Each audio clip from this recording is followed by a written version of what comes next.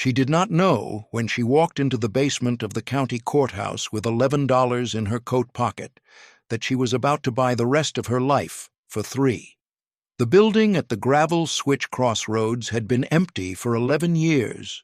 2 rooms, a rotted counter, glass on the floor and mouse nests in the rafters. The county auctioneer read the address into a quiet room, and Loretta raised her hand and nobody else did, and that was that. Her children had dropped her at a motel near the county line 6 weeks before. They said it was temporary. They drove away. What happened in the weeks between that motel room and that courthouse basement, and what she found beneath the floorboards of that ruined little building, and what she built in the years that followed, is something people have tried to explain as luck or charity or timing. It was none of those things. But I need to take you back to the beginning. Loretta had been making things with her hands since before she could read. Her mother had taught her to sew. Her father had taught her to work leather. Not the decorative kind, not the tourist kind, not the thin, soft stuff that city shops sold as handbags at prices that would have made her father laugh until he coughed. The real kind. Harness leather, bridle leather. The kind that took time and pressure and an understanding of the grain that you could not learn from a book and could not fake once someone who knew looked at your work. She had been 12 years old the first time a neighbor paid her for a repair job on a working bridle, $1.25. She remembered counting it out on the kitchen table like it was a fortune because to her, that morning, it was. She married at 22. His name was Ray. He was a quiet man who appreciated quiet things, who kept his opinions mostly to himself and saved them for moments that mattered, and who told her, on the night she showed him the small leather workshop she had set up in the back of the garage, that she had more talent in her right hand than most people gathered in a lifetime. She had loved him for many things. She had loved him most for meaning it. They had 2 children. Nadine came first, sharp and capable and certain from the time she could walk that the world had a correct way of being organized and that she was the one to organize it. Colin came 4 years later, softer, more watchful, the kind of child who noticed things but rarely mentioned them, who would see a bird fall from a nest and stand beside it for an hour before deciding what to do. Loretta worked her leather through all of it, through school events and illness and the long, ordinary machinery of a family running its course. She took commissions, saddles mostly in the later years, when her reputation had grown past the county line and people drove distances to bring her their work. She had a waiting list for a time, a thing that still struck her as faintly unbelievable when she thought about it, that people had waited months for her hands. Ray died when she was 68. A Tuesday morning, without drama, as was his way. He had been ill for 2 years, and they had said their important things, and when the moment came, it came quietly, and she held his hand, and that was the end of the longest conversation of her life. She put the workshop away after that. She did not decide to. She simply stopped going in, and weeks became months, and the tools sat where she had left them, and eventually she could not have said exactly when the decision had been made, only that it had. Nadine suggested, 8 months after Ray died, that Loretta sell the house. It was too large, she said, too much maintenance, too much yard. Loretta was 69 and healthy and not remotely interested in selling the house. But Nadine was persuasive in the way that water was persuasive, not forceful but constant, finding the low points and settling in them. And 18 months after Ray's death, Loretta had signed papers at a table in Nadine's kitchen that she had not read carefully enough. She told herself it was fine, that the money would help, that the spare room in Nadine's house was comfortable, and she had her own bathroom and the neighborhood was quiet. And for a time, it was fine. Or it was something close enough to fine that she did not examine it too closely. She was in that spare room for 6 years. In March, on a Tuesday morning, which she would note later with a dim recognition that Tuesdays had a way of rearranging her life, Nadine knocked on the door of the spare room before Loretta had finished her coffee and told her that they had found somewhere that might suit her better. "A place with more support," she said, "more structure."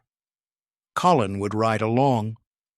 Loretta looked at her daughter across the steam from her cup. Nadine was in her work clothes, composed, her phone in her left hand. She had the expression of a person who had already processed this conversation and moved past it. Loretta put down her cup.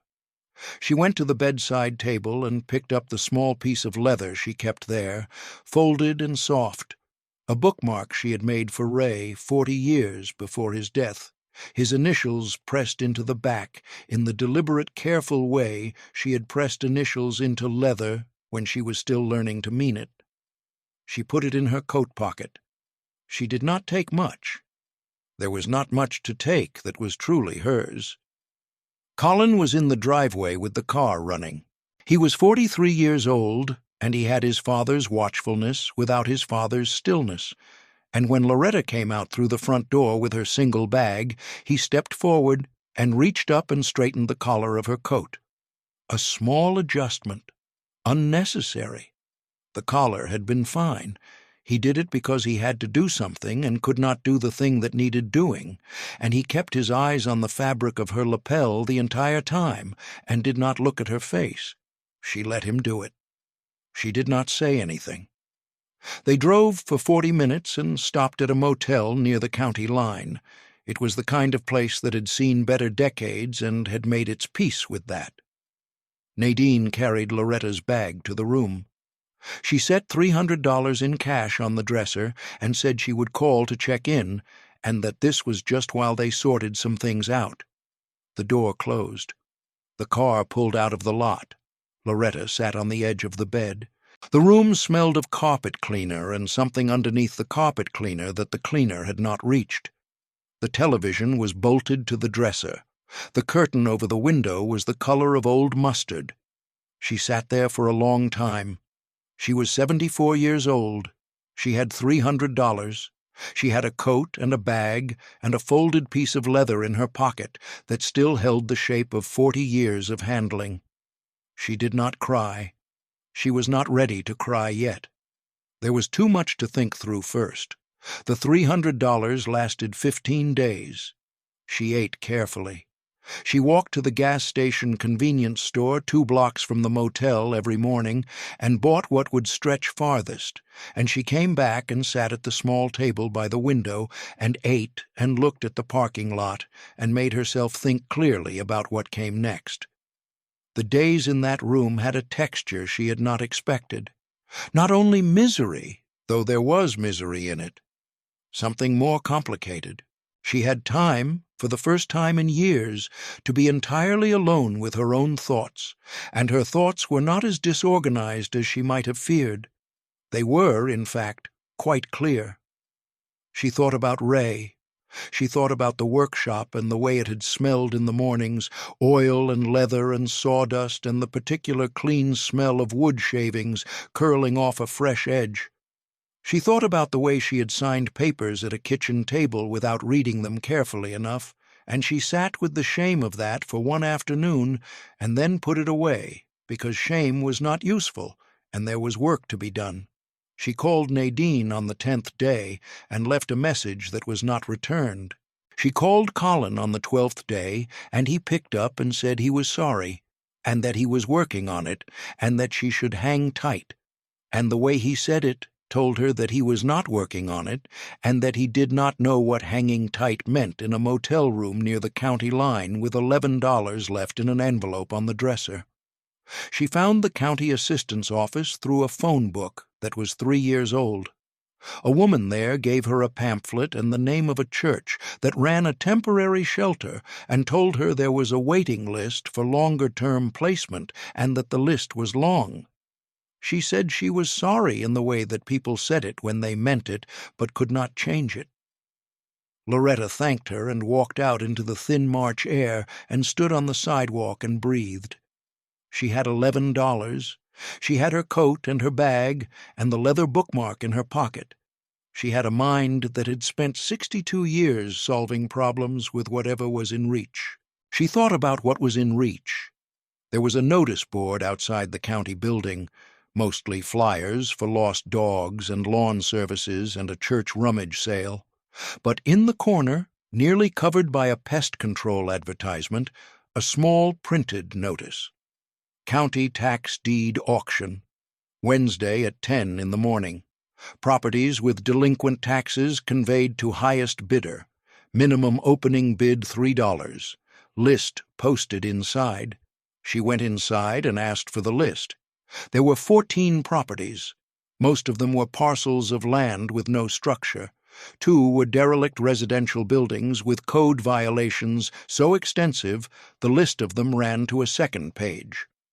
1 was a commercial property in a town she had never heard of called Gravel Switch, listed as a former post office and general store, timber frame construction, approximately 900 square feet, on a quarter-acre lot at a county road crossroads. Condemned but structurally sound per last inspection 4 years prior. No other bids registered. She read it twice. She went back to the motel and lay on the bed with her coat on and looked at the ceiling for a very long time. In the morning she was in the basement of the county courthouse at 9:45 with her $11 in her pocket. The auctioneer was a tired-looking man with a loosened tie who read through the first 13 properties with the energy of someone reciting a grocery list. 2 of them drew bids. The rest sat silent. He read the Gravel Switch address. Loretta raised her hand. Nobody else moved. $3, he said. Sold. She filled out the paperwork at a folding table in the corner of the room. The deed was a single page. She held it in both hands when they gave it to her, this plain county document, and it was not until she was standing outside on the courthouse steps in the cold morning air that something shifted in her chest. Not happiness, not yet. Something quieter and more foundational than happiness. Something that felt like the first solid thing she had stood on in a very long time. She had nowhere to sleep that night. She asked the woman at the county office if she could have the address of the shelter and was told there was a bed open that evening. She took it. In the morning she took 2 buses and walked the last 1.5 miles to Gravel Switch. The crossroads was smaller than she had imagined, which was saying something because she had not imagined it large. A leaning gas station that had been closed long enough for saplings to grow through the tarmac on one side. A small white church with a hand-painted sign, its paint peeling in long, slow strips. A feed store with a truck parked in front that she noted for later. And the building. It sat at the corner of the crossroads, set back slightly from the road. Timber frame, as the listing had said, with a covered porch across the front that had lost 2 of its support posts and sagged at the left end like a shoulder dropped in exhaustion. The windows were boards. The front door was padlocked with a county seal on it that she had the right to remove. She stood in front of it for a while. It was a ruin. There was no other honest word for it. The porch boards were soft with rot, and the paint had given up entirely, and the roof over the left end of the building showed daylight through it in 2 places, but the frame was good. She could see it the way she had always seen the structure of things, the way she had learned to read a piece of leather before she cut it, finding the strong lines and the weak ones, the places that would hold and the places that would give. The bones of this building were sound. The upright timbers were old-growth wood, dense and dry, the kind that did not rot from the inside. The foundation stones were hand-cut and level. Someone had built this to last, and it had lasted, past its usefulness and past its care, standing here at this dead crossroads, waiting for someone to notice that the bones were still good. She removed the county seal. She lifted the padlock. The key had come with the deed. Inside, the light came through the boarded windows in thin strips. The floor was gritty with years of dust, and in the corners were the accumulated nests of things that had moved in when the people moved out. The postmaster's counter was still bolted to the back wall of the larger room, an oak counter worn smooth along the top edge, solid as the day it was installed. The shelving on the walls of what had been the store was largely intact, the brackets still holding though some of the boards had fallen. She stood in the middle of the larger room and turned in a slow circle. "It's a ruin," she said to herself, and then, quietly, as if answering, "But it's mine." She spent the first night there because she had nowhere else to go, and because the shelter was a mile and a half back, and she did not feel like making that walk again in the dark. She swept what she could with a broken broom handle she found in the corner. She cleared the worst of the debris from the center of the larger room, moving carefully in the fading light, stacking boards against the wall, and pushing the smaller debris into the corners. She made a space on the floor near the counter where the boards were driest. She put her bag under her head and her coat over her, and she lay in the cold and the dark of her building and listened to it settle around her. The building made sounds at night. Old timber buildings always did, the slight movement of wood responding to temperature, the whole structure breathing in a minor key. She lay still and listened to it, and decided, somewhere in the listening, that the sounds were not alarming. They were the sounds of something that had been standing a long time and intended to keep standing. She put her hand in her pocket and felt the leather bookmark and held it while she fell asleep. She woke before dawn, cold and stiff in the way of sleeping on a floor at 74, and she lay still for a moment looking up at the ceiling where the early gray light was beginning to come through the gaps in the boards. There was a bird somewhere above her in the rafters that was beginning its morning. She listened to it for a while, then she got up. She was back at first light, meaning she had never left, which felt right in a way she did not examine too closely. The survey of the building took most of the morning. She did it systematically, the way she had learned to do any job worth doing, starting at the outside and working in, checking the foundation first, then the frame, then the walls, then the roof. She had no instruments, and she needed none. She had hands that understood structure and eyes that had been reading the built world for 7 decades. The foundation was solid on 3 corners and needed repointing on the 4th. The frame was what she had thought from the outside, old-growth timber, dry and true, every joint tight. The roof was the worst of it. 3 bad sections, but bad in a replaceable way, not a catastrophic one. The 2 main rooms were salvageable. The small back room that had been the postmaster's office needed the most work, but had good walls and a window that still held glass. She worked out the sequence in her mind the way she had always worked out a saddle commission, starting from the finished thing and working backward to the first cut. She needed tools, materials, money she did not have. She walked to the feed store.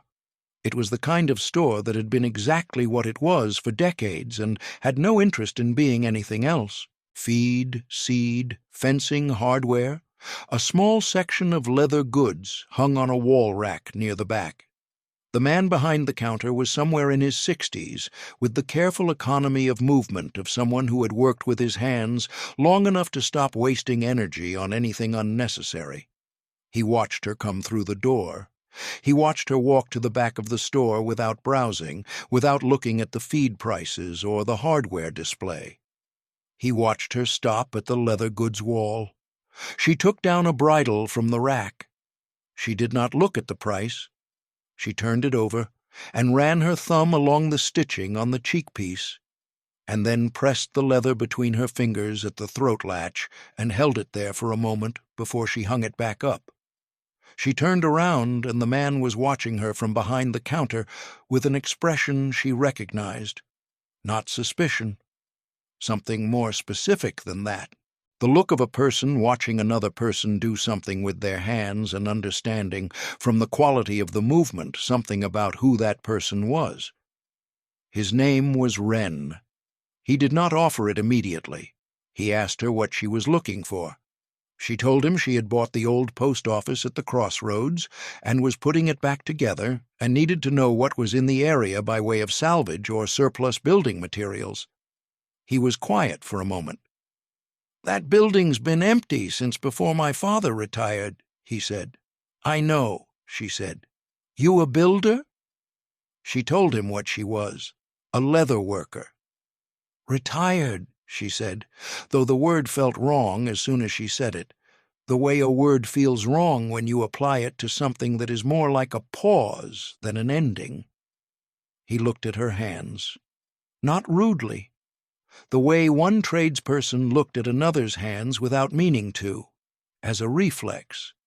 He told her there was a lumber yard 2 towns over that sometimes had surplus from job sites.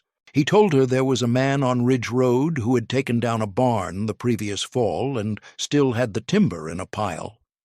He told her that the church across the road sometimes organized work parties, and she might want to speak to the pastor. He said all of this as though he was simply providing information, which she understood. She thanked him and started for the door. He called after her. "There's a workbench in the back room I don't use," he said, "and a bag of leather tools from my grandfather that I've been meaning to get rid of for 6 years. If you find you need a place to work while your building's coming together, you're welcome to the space." She turned around. He was looking at the wall behind her, straightening a hinge display that did not need straightening. "That's kind," she said. "It's practical," he said. "The bench is just taking up room." She understood that this was how some people were kind. She had been married to one of them for 46 years. The next 3 weeks were the hardest and the best of her life, which was a thing she would not have been able to explain to anyone who had not lived something similar. Hard in the body, in the way that sustained physical labor in cold weather, was hard when you were 74 and had spent 6 years largely sitting. Best in a way that ran underneath the hardness, a continuous low note of rightness, of being in the right place, doing the right thing with the right tools, which was a feeling she had not had since the last time she stood at her workbench with a commission in front of her and everything she needed within reach. The church pastor, a woman named Birdie, who was roughly Loretta's age and considerably more energetic, organized 2 work parties on consecutive Saturdays. 6 people came the first week and 9 the second. They were mostly retired, mostly with skills they had nowhere to use, and they worked with the particular focused pleasure of people who have been waiting to be needed. The roof sections were repaired. The porch was reframed.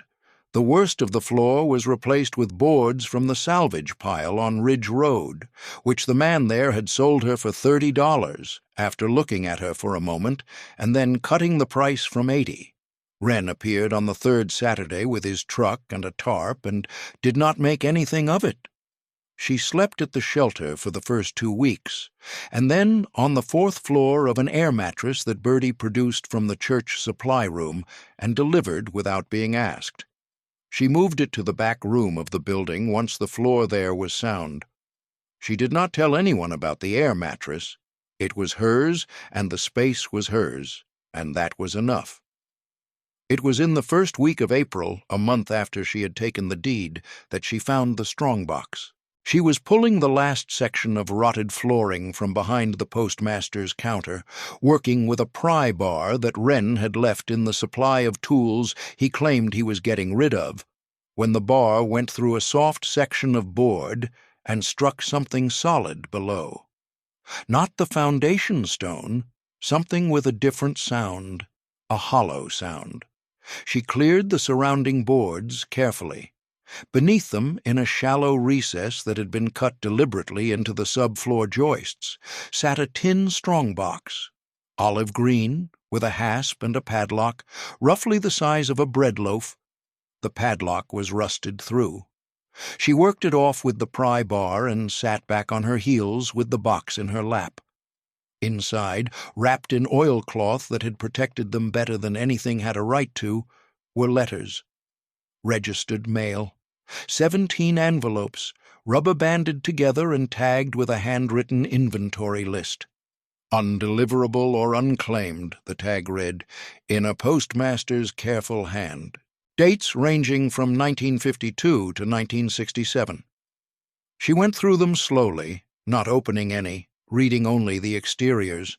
14 were ordinary registered letters, names and addresses she did not recognize, small-town addresses in counties nearby.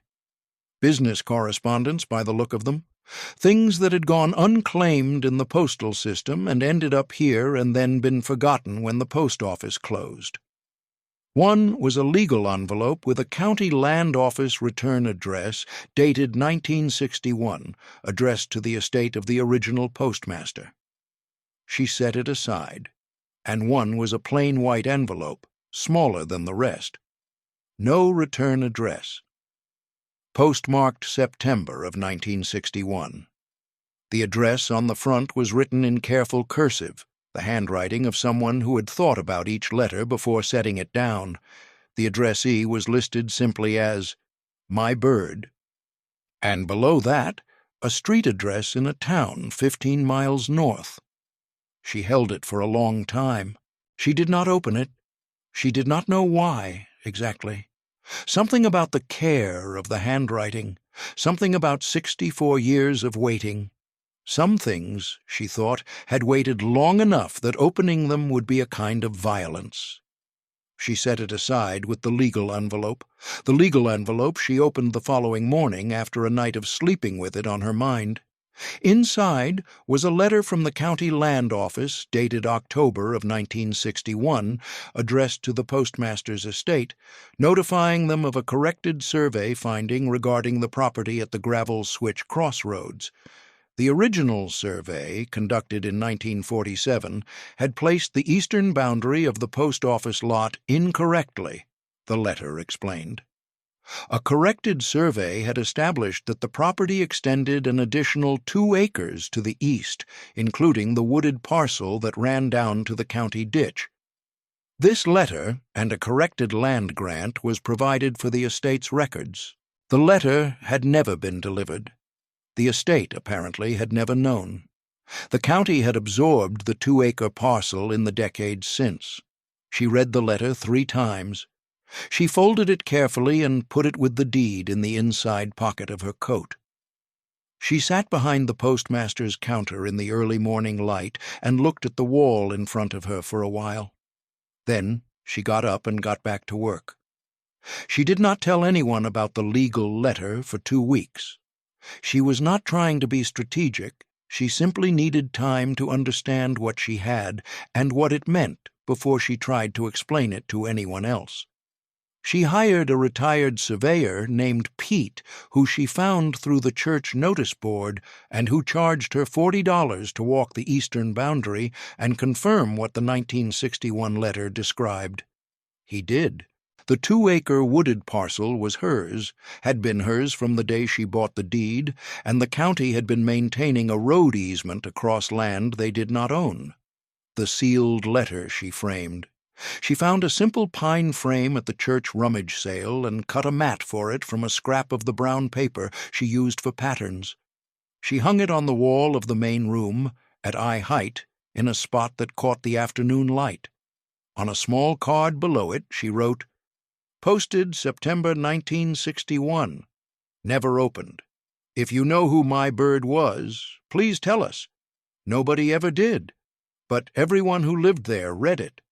She was working at Wren's bench on a Tuesday afternoon in late April, the first leather commission she had taken since Ray died, a repair job on a driving harness that a farmer named Cal had brought in after seeing the notice she had put on the church board when Wren came into the back room and stood watching her work for a moment without speaking. "You haven't lost it," he said. She looked up. He nodded at the harness in her hands. "Whatever you thought you'd lost, you haven't." She looked back down at the leather.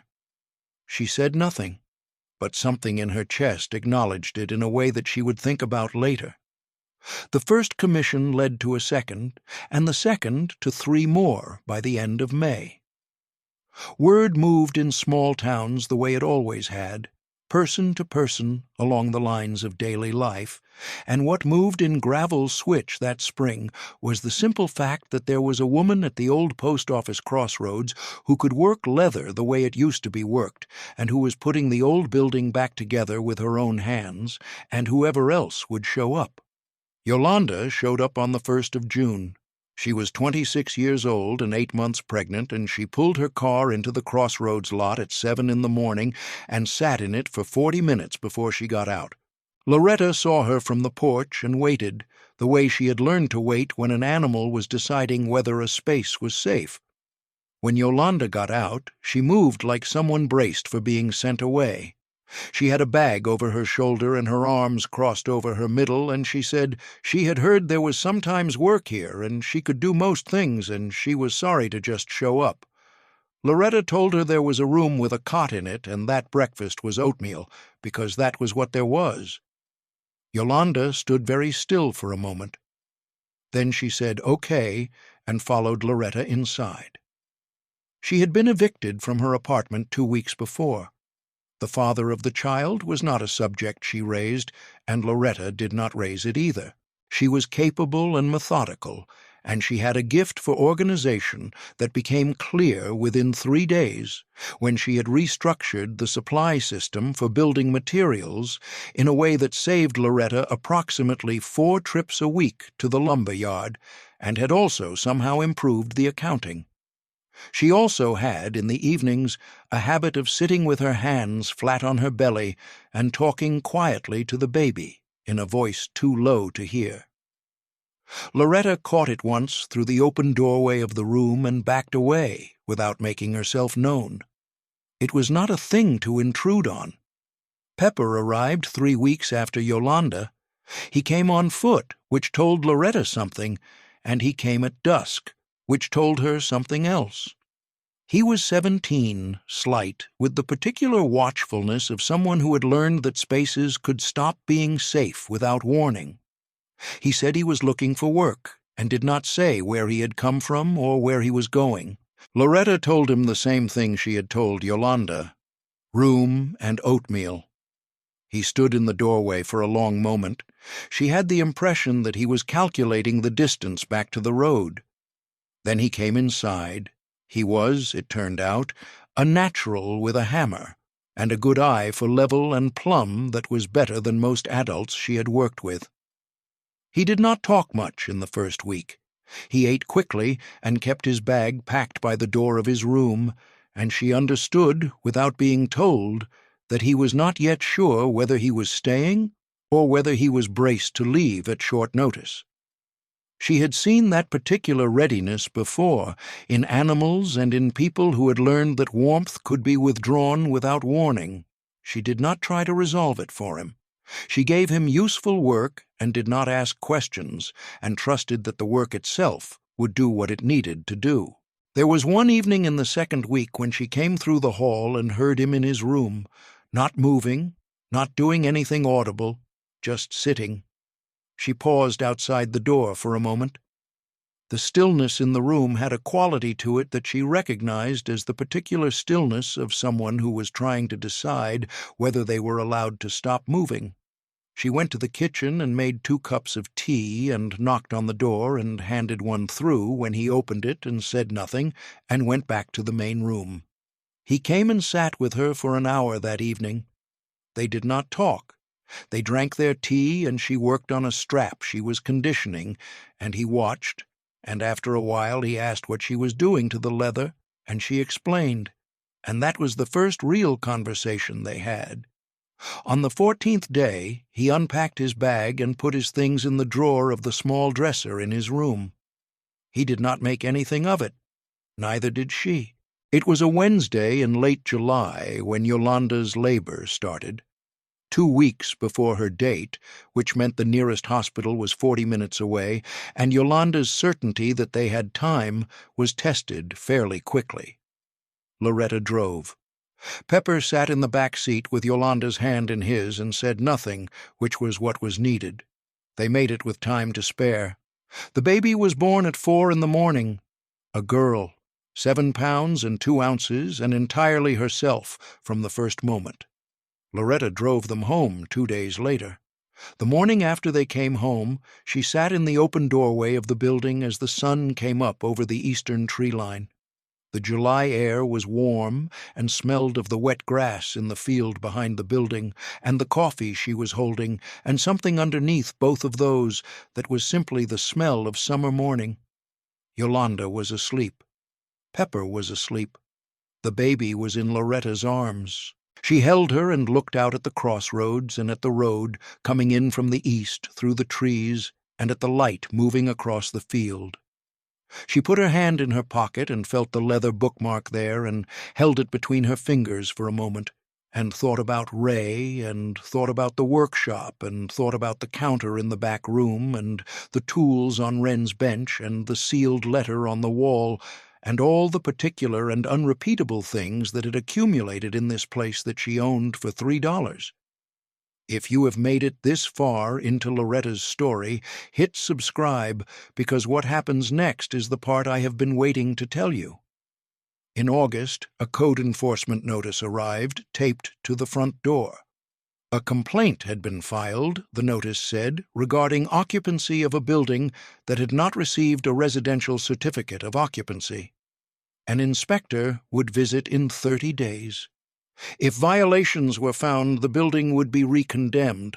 Loretta read it twice. She taped it to the inside of the front door where everyone who came in could see it. Birdie saw it first. She stood in front of it for a long moment, and then she made a phone call. Wren saw it and drove to Ridge Road and came back with a list of what the building still needed to meet code and a truck full of materials. Cal saw it through the open door when he came to pick up a finished harness and asked what needed doing, and when Loretta told him, he came back the next morning with 2 other men from his road. The 30 days was something Loretta would think about for years afterward. Not for what was built during them, though what was built was substantial and the pace of it was remarkable, but for the quality of the work, the way each person who came brought something specific. Birdie handled the documentation, the permits, the applications, the county forms that needed filing, working the phone and the county offices with a persistence that was clearly not her first time navigating a bureaucracy that preferred to be navigated around. Cal and his neighbors worked the exterior, the porch, the siding, the remaining roof sections. Wren sourced materials and made runs to the lumber yard, and showed up early and stayed late, and never once made anything of it.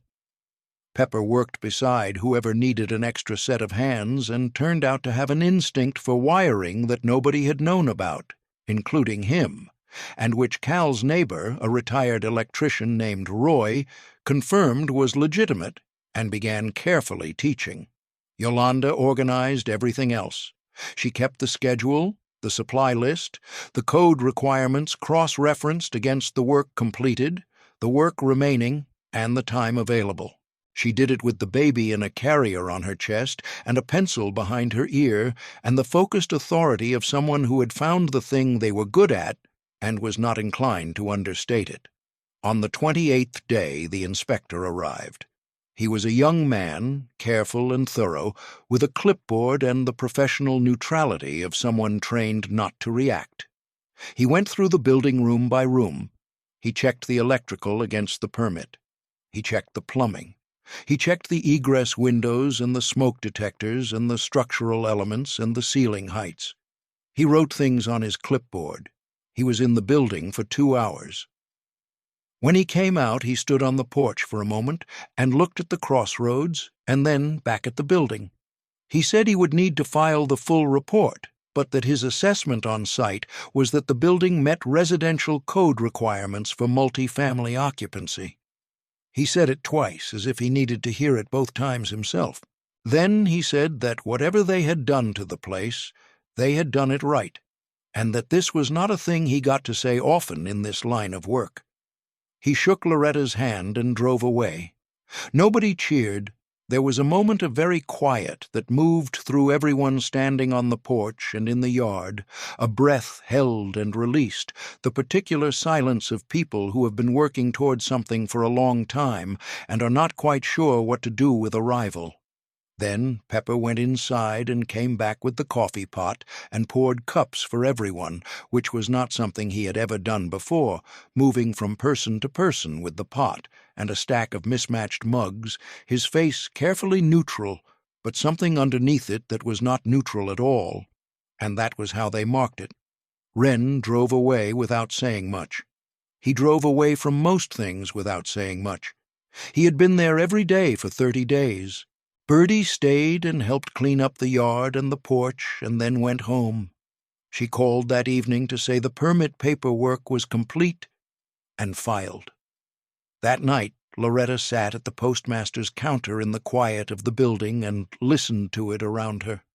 Not the sounds of a ruin now, the sounds of a place where people were sleeping, where a baby was breathing in a room down the hall, where a teenage boy had his things in a drawer and had asked that morning whether she needed anything from the feed store when he walked past. The letter in the National Rural Heritage publication ran in October. A woman named Della had driven through Gravel Switch in late September, following a story about dying crossroads, communities in the rural South and East, and had stopped because of the activity around a building that the map listed as an abandoned post office. She had stayed 4 days. She had spoken to everyone. She had taken photographs of Loretta's leather work, and of the sealed love letter on the wall, and of the 2-acre eastern parcel that Loretta had by then begun clearing along its southern edge, with Pepper's help, and a plan that she had been thinking through since August. The piece ran under the headline, "What a $3 Deed Built."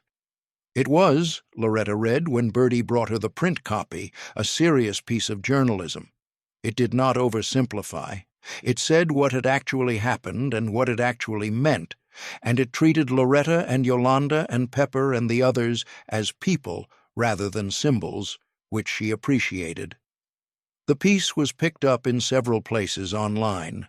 Letters arrived at the post office address, which still technically functioned as a mail delivery point. Checks arrived, some small and some not small. A state historical register office contacted Loretta about a preliminary nomination. 6 weeks after the piece ran, she received a formal letter confirming a preservation grant of $40,000 contingent on maintaining the building's structural integrity and its function as a community residence. She read the letter at the postmaster's counter on a Tuesday morning. She folded it and put it in the inside pocket of her coat next to the original deed and the land grant letter, and sat for a while. Nadine came on a Saturday in November. She drove herself. She was composed as she always was, and well-dressed, and she stood in the yard and looked at the building for a moment before she came up to the porch. She said that she had read the article. She said it was remarkable what Loretta had managed. She said that she had been thinking that given the attention and the grant money, there might be ways to formalize the operation, structure it properly, find someone with experience in non-profit administration who could help manage it going forward. Loretta was sitting in the porch chair she had made from salvaged wood in September. She let Nadine finish. Then she said, "You are welcome here any time you want to visit. This is not yours to manage." Nadine looked at her. Something moved across her face that was complex and not fully processed, and she started to say something and stopped. "I was your mother when you were small, and I am your mother now," Loretta said. "That is the only thing that has not changed. But I am done being managed by you, and I am not interested in pretending otherwise. If you want to come here and have coffee and sit on this porch and tell me how you are, I would like that. I mean that. If you come here to arrange something, I'll ask you to leave." Nadine stood in the yard for a moment. Then she said she needed to think. She got in her car and drove away. Loretta watched the car until it was gone, Then she picked up the mug of coffee on the railing and took a drink and looked out at the crossroads road coming in through the eastern trees. Colin called 6 weeks later. A Sunday night, late. He said he had read the article when it came out and had not been able to call for a while because he had not known what to say and was not sure he knew now. He said he was sorry in a way that was different from the phone call at the motel, slower and more specific, like he had been working on it and was not done working on it, but was saying it anyway because waiting until he was done might mean never saying it at all. Loretta listened. When he was finished, she said, "The door here is open, Colin. It has always been open for you. But you have to decide to walk through it. I cannot do that part for you." He said he understood. He said he would try. She said she hoped he would. She did not know whether he would. She thought he might. She thought there was in him, as there had always been in him, the capacity for the harder thing, the thing that required acknowledging what he had allowed to happen and choosing differently. She thought he simply needed to find the way to it in his own time, the way he had always found his way to things, slowly and with a lot of standing beside them first. She thought about the bird he had stood beside when he was 7 years old, standing in the yard for an hour, deciding. The last thing she did that evening before she turned out the light in the main room was stop in front of the sealed letter in its frame on the wall. The afternoon light was long gone, and the evening lamp caught it at an angle that made the careful cursive on the front glow slightly. My Bird, September 1961. She had carried Ray's leather bookmark in her pocket for 8 months now. It was softer than it had ever been, softened by daily handling, the initials on the back worn to a slight impression. She took it out and held it for a moment and thought about all the things that kept, across time, if you let them. Letters in oilcloth, love in leather, the names pressed carefully into the back of a thing made to hold your place. She put it back in her pocket. The young couple arrived on a Thursday in December, just before the first hard frost. They had a truck with everything they owned in it and a dog in the cab and the particular expression of people who have been carrying something heavy for a long time and are not sure who to put it down in front of. The woman was pregnant, the man was 28, and had the hands of someone who had always worked with them and had recently stopped having work to do with them. Loretta came out onto the porch when the truck pulled in. She looked at them for a moment. They looked at her. "Come inside," she said. "There is coffee, and we will figure out the rest." The man helped the woman out of the cab. The dog jumped down and sat at Loretta's feet and looked up at her with the complete trust of a creature that had decided, in the way dogs decided things, that this was a good place. She looked down at the dog. Then she stepped back and opened the door wider and let them all in. She had spent 40 years making things that would outlast her. She had not known, until now, what that meant. If you found something in Loretta's story that you recognize, something about the way a person can lose everything and discover, in the losing, what they actually had, leave a comment below and tell us what it brought up for you. And if you know someone who is standing at their own crossroads right now, someone who needs to be reminded that the bones of a thing can still be good even when everything else has fallen away, share this with them. It costs nothing, and it might be the thing they needed to hear today. We will be here with more stories like Loretta's, stories about what people build when they have nothing left but their hands and their history. The door, as she would say, is always open.